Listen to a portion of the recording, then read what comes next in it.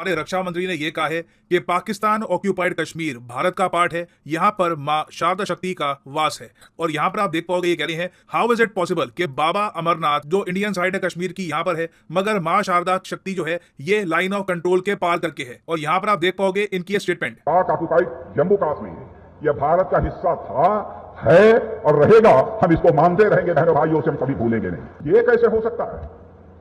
शिव स्वरूप बाबा अमरनाथ हमारे यहां हों और मां शारदा शक्ति स्वरूपा एलओसी के पार हों। बहनों भाइयों, ये बराबर ये चीज हमको सालती रहती है। तो इस वीडियो में हम बात करेंगे कि मां शारदा शक्ति टेंपल के बारे में जो यहाँ पर बात कर रहे हैं राजनाथ सिंह जी, वो कौन सा टेंपल है, पीओके के बारे में भी डिस्कशन करेंगे। इंटरेस्टिंग बात यह है कि कारगिल युद्ध के दौरान यूएसए को डर यह था कि इंडिया चढ़ाई करके पाकिस्तान की साइड का जो कश्मीर है, पाकिस्तान ऑक्यूपाइड कश्मीर, ये वापस ना ले ले। और ये डर यूएसए का सिर्फ कारगिल वॉर में नहीं था, कारगिल वॉर से पहले भी आप अगर जाओगे तो 1971 वॉर में निक्सन का सबसे बड़ा डर यह था कि बांग्लादेश तो हाथ से निकल गया, ईस्ट पाकिस्तान जो था वो तो अब एक सेपरेट कंट्री बन गया। यूएसए को लगा अब इंडिया रुकेगा नहीं, इंडिया आराम से पाकिस्तान ऑक्यूपाइड कश्मीर भी कैप्चर कर लेगा। कई हिस्टोरियंस वैसे कहते भी हैं कि पाकिस्तान के जो 91,000 सोल्जर्स हमने कैप्चर किए थे उसके बदले में पीओके की बहुत सारी जमीन हम ट्रेड ऑफ कर सकते थे, मगर इंडिया ने वो जो मौका था ये गवा दिया। और यूएस चाइना दोनों देश में आपको बता दूं कभी भी ये नहीं चाहेंगे कि इंडिया के पास ना पीओके आ जाए। अब यहां पर आप कहोगे ऐसा क्यों, इन दोनों कंट्रीज को क्या प्रॉब्लम है? देखिए, चाइना ऑब्वियसली इसलिए नहीं जाएगा क्योंकि पीओके से डायरेक्टली चाइना को लिंक मिलता है पाकिस्तान का।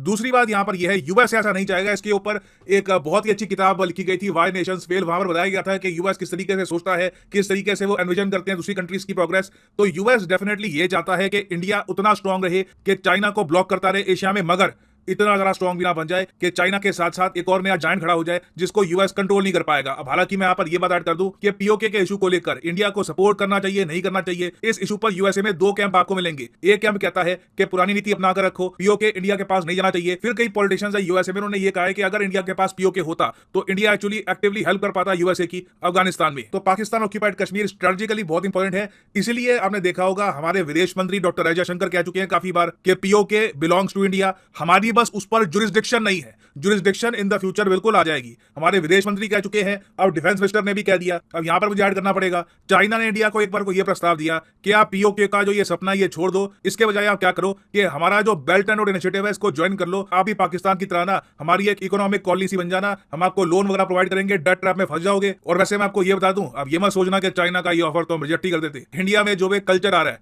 कि फ्री में चीजें बांटो, मतलब इलेक्शन जीतने के लिए फ्री, एवरीथिंग इज फ्री, कोई बड़ी बात नहीं है। कल को कोई पॉलिटिशियन आ भी जाए, वो चाइना से बिलियन ऑफ डॉलर्स का लोन ले भी ले इस उम्मीद से कि एक बार को फ्री में लोगों को चीजें बांटता रहूंगा, पावर में रहूंगा, तो इंडिया मैं कहूंगा अभी के लिए लकी है कि लीडरशिप हमारी एंश्योर कर रही है कि चाइना के सामने हमारा एक टफ स्टांस रहे ना। अब हम बात करते हैं बाबा अमरनाथ और मां शारदा के बारे में। राजनाथ सिंह जी ने जो यहाँ पर ये लाइन बोली है, इसका मतलब क्या है? देखिए, कश्मीर आपको पता होगा, पहली बात तो जो इसका नाम है ये ऋषि कश्यप से आता है, और ऋषि कश्यप को काफी जगह फॉलो करते हैं कश्मीरी पंडित। और कश्मीरी पंडित ये मानते हैं कि इनकी 3 बहुत ही इंपॉर्टेंट पिलग्रिमेज साइट्स हैं, इनके लिए रिलीजियसली काफी इंपॉर्टेंट है। इनमें से पहली साइट तो है अमरनाथ मंदिर, फिर है शारदा पीठ टेंपल जो आपको मिलेगा पाकिस्तान ऑक्यूपाइड कश्मीर में, फिर है मार्तंड सन टेंपल, ये आपको मिलेगा इंडियन साइड में। अब शारदा पीठ टेंपल जो है ये बताया जाता है सती माता का मंदिर है। और अगर आपने हिंदुइज्म के बारे में थोड़ा बहुत ही पढ़ा है तो आपको पता होगा कि शिव जी के लिए सती माता कितनी इंपॉर्टेंट थी, कितना ट्रैजिक एंड हुआ था दोनों के प्रेम का। तो सती माता का एक मंदिर आपको मिलेगा पाकिस्तान ऑक्यूपाइड कश्मीर यहाँ पे। अब इंटरेस्टिंग बात मैं आपको बताऊं, ये जो मंदिर है यहाँ पे शारदा पीठ मंदिर, ये इंडियन साइड से ना सिर्फ 10 किलोमीटर दूर है।